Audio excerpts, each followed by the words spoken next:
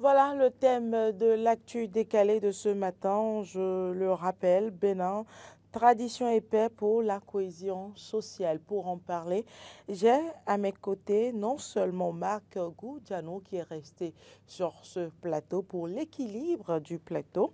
Et il y a également, nous avons notre invité de ce matin, il a nom Ardent Djenotin, chercheur en humanité classique. Il dira ce que c'est cette science-là. Il vous l'expliquera tout à l'heure. Il est également prêtre de Fa. Bonjour, monsieur Djenotin. Bonjour, Madame Caron. Merci Merci de d'avoir m'inviter sur votre plateau. Voilà. J'allais dire merci d'avoir accepté notre invitation. Alors, merci d'être resté, Marc. Oui, merci beaucoup et bienvenue à monsieur Ardent Djenotin. C'est un plaisir. Le plaisir est partagé. Bonjour, Monsieur Marc. Bonjour. Alors, nous démarrons par la toute première. Tout d'abord, vous allez expliquer aux téléspectateurs ce titre-là que vous portez, chercheur en humanité classique. Merci, Madame Carole. Les humanités classiques parlent de nos essences, les premières origines qui sous-tendent l'existence de nos terres. Comment est-ce que nous évoluons, d'où est-ce que nous venons? Par exemple, quand on dit que le Bénin est de culture vaudou, d'où est-ce qu'est venu, comment est venu le vaudou? Pourquoi est-ce que nous adorons le vaudou? Et qu'est-ce qui fonde l'essence de cette science? Parce que c'est une science, vous voyez. Donc, les humanités classiques se permettent de révéler au monde que les peuples dans certaines parties du monde rejettent l'histoire en bel et bien une histoire. Et la finalité? La finalité, c'est le développement. Parce que, vous savez, l'économie, c'est de l'histoire. Si vous n'êtes pas en mesure de prouver que vous avez une histoire qui est reconnue par les autres au même titre que les histoires qu'on vous vend, vous n'existez pas. L'économie, c'est de l'histoire. C'est pour ça que les nations qui disent que nous sommes des nations pauvres disent que nous n'avons pas d'histoire et ils veulent se baser sur la langue pour nous dire que nous n'avons pas d'histoire. Or, la parole existe avant la langue. Vous comprenez? Et nous sommes les détenteurs de la parole à Koflangbe. C'est l'essence de toutes les langues. Je peux par exemple vous faire des parallèles très simples entre le fond et le français. Quand on dit par exemple un témoin en français, pour le dire en fongoué, on dit « il y a des soirs au témoin ». Vous voyez? Quand on veut désigner un inconnu par exemple, ou un groupe d'inconnus en français, on dit « les gens ». Mais en fongoué, on dit « yan ». Donc il y a des parallèles qui sont très pointus et ce n'est que les humanités classiques qui nous permettent de faire ces parallèles. Bien sûr, d'aller jusqu'à là. Par exemple, quand on veut dire l'homme noir, en fond, on dit mais oui. Mais quand on veut dire un humain, en anglais, on dit human. Quand vous inversez human, ça fait mais oui. Bon, donc quand vous ne rentrez pas dans la syntaxe, vous ne comprenez pas certaines choses. C'est pour ça même que, par exemple, dans la spiritualité de chez nous, on reconnaît l'islam comme étant une religion d'essence. Quand on dit Dissa Gongon Ato Abikobi, on reconnaît que le monde n'est pas unique, donc on ne peut pas avoir une croyance unique. Mais on a une essence mère qui gouverne toutes les croyances. Et c'est ça qui fonde notre histoire et c'est ça qui nous permet d'exister sur le plan économique. Voilà ma toute première question. Quelle place occupent les traditions dans la construction de l'identité béninoise? Si on veut être franc, c'est une place prépondérante. Si nous sommes béninois, c'est la tradition qui fait que nous sommes béninois. Donc, nous existons parce que nous sommes. Donc, c'est une place prépondérante, c'est la place première. Et c'est le lieu de saluer au passage. Même s'il y a beaucoup de critiques, ce n'est que lorsqu'on fait des choses qu'on reçoit des critiques. C'est le lieu de saluer les Vodou Days qui permet aujourd'hui de montrer véritablement, même si c'est pour le moment l'aspect folklorique qui attire, de montrer quand même que nous avons une pratique, une science. Et ce n'est qu'autour de ça qu'on va construire le développement du Bénin. Parce que pour le moment, nous ne sommes pas développés. Nous nous endettons pour matérialiser des infrastructures cruciales à l'amorcement d'un développement durable. Mais qu'est-ce qui va nous permettre de rembourser les dettes? Qu'est-ce qui va nous permettre d'instituer notre propre vision du développement? Parce que quand nous jouons au football, par exemple, ce n'est pas notre projet. C'est un projet des Occidentaux auquel nous participons. Mais si on institue le Zénith aujourd'hui au même titre que le R&B et que les gens peuvent venir apprendre à danser le Zénith, s'il y a des écoles de Zénith au Bénin et que le Zénith devient une musique à caractère international, l'impact économique viendra assurément vers le Bénin. C'est ça la portée de la tradition. Alors, comment les valeurs culturelles béninoises contribuent-elles à la paix et à la cohésion sociale? Merci, Madame Carole. Vous savez, avant d'être de type présidentiel, le Bénin était une royauté, d'accord? Et donc, l'institution de la société était organisée autour du pouvoir royal, qui essentiellement est un pouvoir social, parce que le social, c'est la gestion assise sur le bien-être, d'accord? Donc, nos rois avaient institué l'administration autour des chefferies traditionnelles parce qu'on estime que le bonheur est d'abord familial. D'accord? Donc, pour construire ce bonheur, il faut prendre la force de chaque dynastie familiale et rassembler ça dans un ensemble pour pouvoir évoluer vers la paix. Donc, vous avez dans un premier temps l'identification des valeurs fortes dans chaque famille. C'est comme ça que vous avez les Montondiers qui ont la science de la transformation du fer. Et vous avez d'autres familles qui ont la science. Quand vous prenez par exemple la famille Sagwadjou, c'est la science de la science IFA qui est la mère de toutes les sciences. Vous prenez des familles dérivées comme ça qui ont des sciences avérées. C'est ça que nous on appelle beau. C'est-à-dire c'est une science que quand vous l'utilisez 100 fois, ça marche les 100 fois. C'est ce que nous on appelle beau. Je ne sais pas ce que les gens définissent à travers le beau, mais le beau, c'est une science que vous détenez et toutes les fois où vous l'utilisez, ça marche. Vous voyez? Donc, quand on a des divinités comme ça, il y a des divinités qui sont instituées pour la justice. Quand nous prenons la divinité Hevioso, par exemple, c'est une divinité instituée pour la justice et c'est comme ça qu'on participe au maintien de la paix. Par exemple, chaque année, les prêtres de la science IFA consultent toujours l'oracle du Fa pour savoir sur quel signe nous allons évoluer au cours de l'année pour qu'il y ait la paix. Et vous n'êtes pas sans savoir que le Tofa de cette année, le Poli Tchetula Klebo Fugudi Yekou, a parlé de la guerre qui est aux portes de nos frontières. Et vous le constatez si bien, nos soldats sont en train d'être tués au front. Et nous, les prêtres de la science IFA, nous sommes en train de faire les sacrifices et nous continuons par faire les sacrifices pour que règne la paix. Vous voyez? Donc la paix, c'est un ensemble d'institutions orchestrées autour d'une vision principale, la cohésion sociale. Et pour qu'il y ait cette cohésion sociale, il y a l'art, il y a le sport, il y a la spiritualité.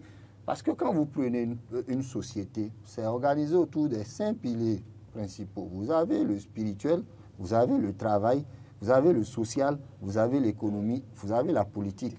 Vous avez un 6e pouvoir qui se met en place de par la cohésion de ces 5 pouvoirs qui se créent pour permettre d'être un moteur, un peu comme vous prenez le football aujourd'hui à l'échelle mondiale, qui est quand même un moteur économique parce que tout le monde pratiquement est attiré par le football. Ça génère de l'argent et ça permet de faire des choses.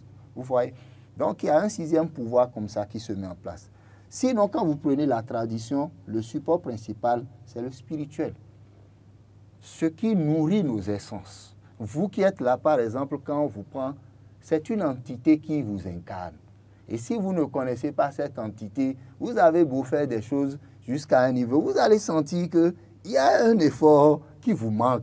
C'est l'entité qui vous incarne que vous ne connaissez pas suffisamment, qui fait que vous ne pouvez pas franchir un palier supérieur. C'est exactement tel qu'il en est pour l'homme, qu'il en est aussi pour une nation. Donc le problème, c'est que nous sommes victimes de la concurrence occidentale sur nos terres. La civilisation occidentale est en train de concurrencer la civilisation de nos ancêtres sur nos propres terres. J'étais en train de vous suivre, par exemple, quand vous parliez des motocyclistes. Vous savez, nous, de la chefferie traditionnelle, on a anticipé sur le problème. On a adressé un courrier qu'on est allé déposer à la présidence de la République pour dire la façon dont nous pensons le social, ce n'est pas de cette même façon que les Occidentaux pensent le social. Nous, on a dit, ceux qui roulent les motos n'ont pas de permis de conduire. Pour rouler une moto, il faut avoir un permis de conduire. Le journaliste disait ici tantôt que si vous êtes en règle, vous pouvez sortir librement. Mais comment quelqu'un qui ne connaît pas les règles peut savoir qu'il est en règle? Ça fait 2 ans que nous avons adressé un courrier pour dire, nous sommes prêts à accompagner pour que ceux qui roulent les motos puissent détenir un permis de conduire. Ce n'est que comme ça qu'après on pourra censurer. Mais si vous censurez des gens qui sont dans l'ignorance, ils vont vous considérer comme leur ennemi.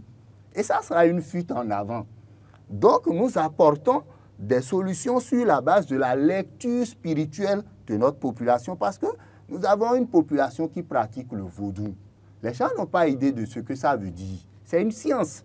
Ce n'est pas du charlatanisme. C'est une science. Et il y a des gens qui pratiquent ça.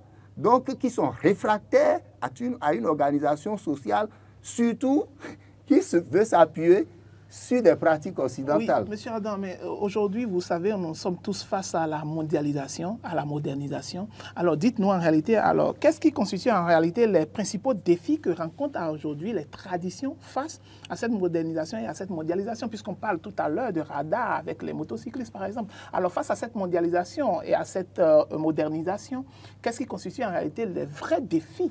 Merci, monsieur le journaliste. Les défis sont essentiellement liés aujourd'hui à la cupidité. Vous savez, nous, notre société n'est pas bâtie sur l'argent. C'est les Occidentaux qui nous ont appris comment on gère la société par l'argent.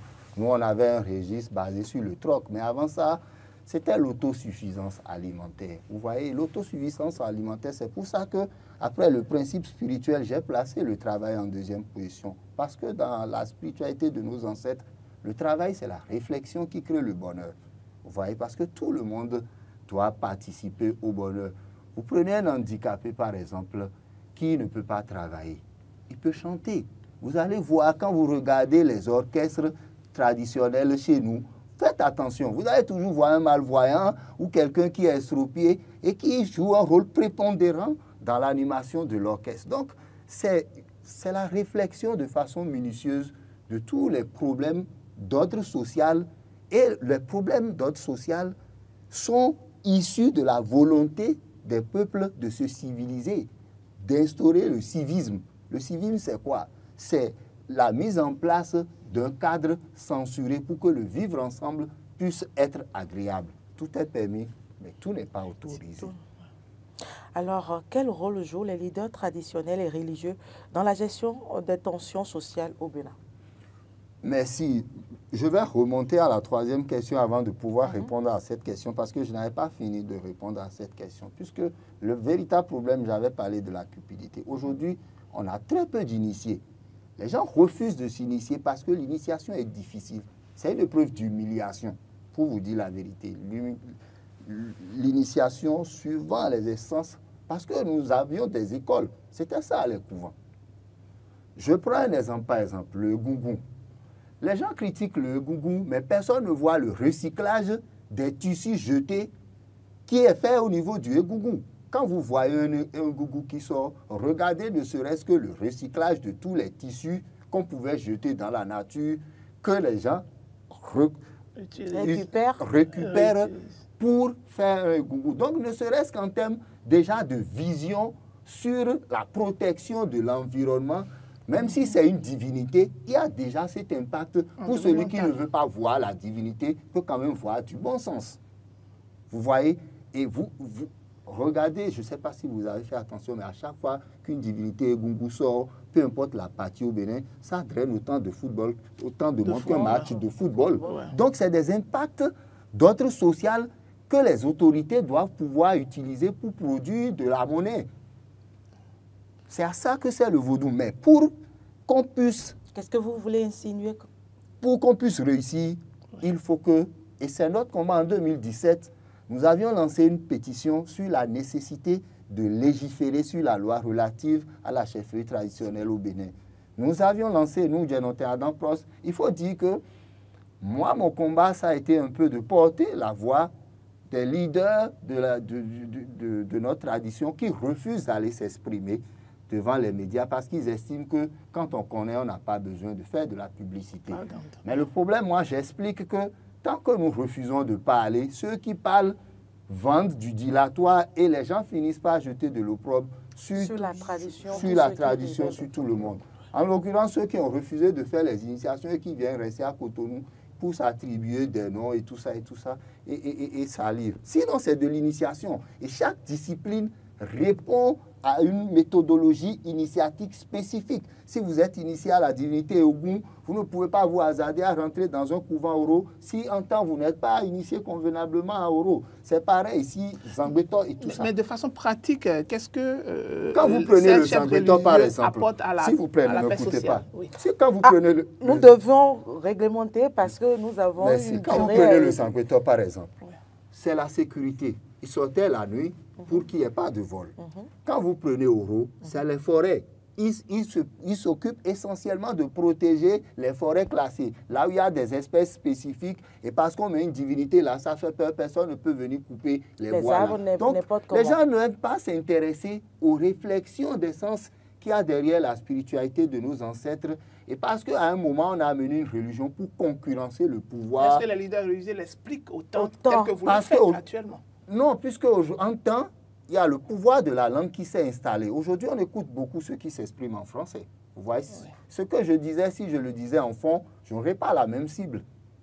Vous voyez? Forcément. Vous voyez, donc il faut aussi quand même que le gouvernement, et c'est le combat, et malheureusement, nous n'avons pas été consultés quand il s'est agi de mettre en place la vision sur la chefferie traditionnelle parce que ça a été politisé, ayons le courage de le dire. Ce n'est pas politique, c'est social. C'est des institutions qui sont établies bien avant la conquête du pouvoir. Parce qu'on sait que la conquête du pouvoir corrompt. Donc, quand on veut soigner les institutions qui ont été corrompues par les politiques, on ne fait pas appel aux mêmes politiques pour mettre de l'ordre. On va à la source. C'est le combat. Parce que si on ne va pas à la source, ça ne va pas être rentable économiquement pour notre nation. Or, c'est le but. C'est de nous libérer. C'est d'être une nation autonome. Et pour la paix, de façon pratique, qu'est-ce que les leaders religieux apportent réellement? Pour la paix, de façon pratique, ce que les leaders religieux apportent, c'est la sécurité spirituelle de nos terres. Je vais vous donner un exemple. Nos ancêtres ont dit qu'il n'y aura plus la guerre au Bénin. Et vous avez constaté pendant longtemps, quand il y a eu des problèmes d'instabilité autour de nous, nous sommes restés en face. Quoi qu'on dise jusqu'à présent, le Bénin reste un modèle de démocratie. Et ça, c'est strictement lié à la volonté de nos ancêtres de protéger leurs terres. Vous voyez, ça c'est la première chose. La deuxième chose, comme je vous l'ai dit, à chaque année, nous on consulte l'oracle du Tofa, on fait les sacrifices et on explique ce qui va se passer. La troisième chose, c'est que quand actuellement, si vous allez à l'intérieur du pays, chaque fois qu'on rentre dans une nouvelle année, toutes les têtes couronnées organisent des successions de cérémonies en la mémoire des morts parce que nous estimons que ce sont les morts qui gouvernent les vivants. Puisque eux, ils ont des expériences que nous n'avons pas. Donc, à chaque fois que nous faisons face à des situations conflictuelles, nous consultons la connaissance des morts et ils nous révèlent l'oracle qui doit nous gouverner. Donc, au-delà de ce qui n'est pas visible, la spiritualité, c'est d'abord le monde de l'invisible. Donc, ce que nous faisons, c'est faire en sorte, puisque vous savez, le monde invisible est en avance sur le monde visible. Donc, c'est faire en sorte que ce qui va venir dans le visible ne puisse pas prendre corps avec de l'ampleur dans le monde invisible. Une dernière question, comment assurer la transmission des valeurs de paix à la jeune génération béninoise? Merci, madame. Je pense qu'il faut interpeller aujourd'hui les familles sur la nécessité de vivre en paix. Parce que je pense que beaucoup de familles ont oublié que d'abord le cadre familial, c'est un havre de construction de paix. Aujourd'hui, moi, je regarde dans certains foyers, le père est sur son téléphone, la mère est sur son téléphone et l'enfant à la limite est abandonné. Et quand il pleure, on lui tend un téléphone portable. Vous voyez, ça commence déjà par là. Voyez? Donc, il n'est pas éduqué, il n'est pas instruit. Il se défend, il est sur le téléphone. Et comme ça, assurément, il ne participe pas à l'épanouissement de son être. C'est l'épanouissement de l'être qui institue la paix. Parce que pour arriver au niveau de paix, la question se pose parce que tout le monde aspire à la paix, mais on n'a pas encore réussi à construire un monde de paix. Parce que c'est une épreuve de longue haleine. C'est une épreuve de patience. Et nos ancêtres, eux, ils avaient établi un projet civilisationnel. Le projet civilisationnel, c'est quoi? C'est une vision qui englobe les enjeux liés à l'épanouissement de chaque entité humaine dans un monde. Vous voyez par exemple, quand vous regardez les maisons dans les villages, il n'y avait pas de clôture. Pourquoi? Parce qu'on ne ressentait pas le besoin de se protéger de l'autre. Quand vous passez devant une maison, vous voyez toujours un canari, une jarre posée avec de l'eau. Ça veut dire que oui. Si vous retournez dans les villages encore, ça existe toujours. Vous voyez. Donc, les problèmes de paix sont essentiellement aujourd'hui au Bénin observés en périphérie, là où nous avons des frontières avec des pays.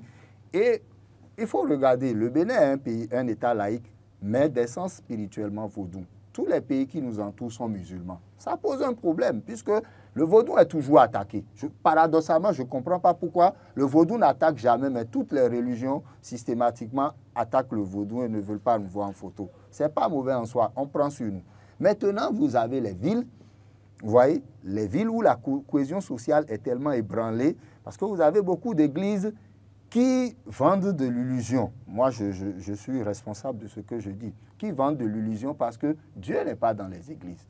Dieu, nous n'allons pas affirmer ces affirmations sur ce mais plateau. Pour faire court par rapport à ce que nous sommes en train de dire, vous voyez les maisons, vous voyez les canaries avant, vous voyez les greniers.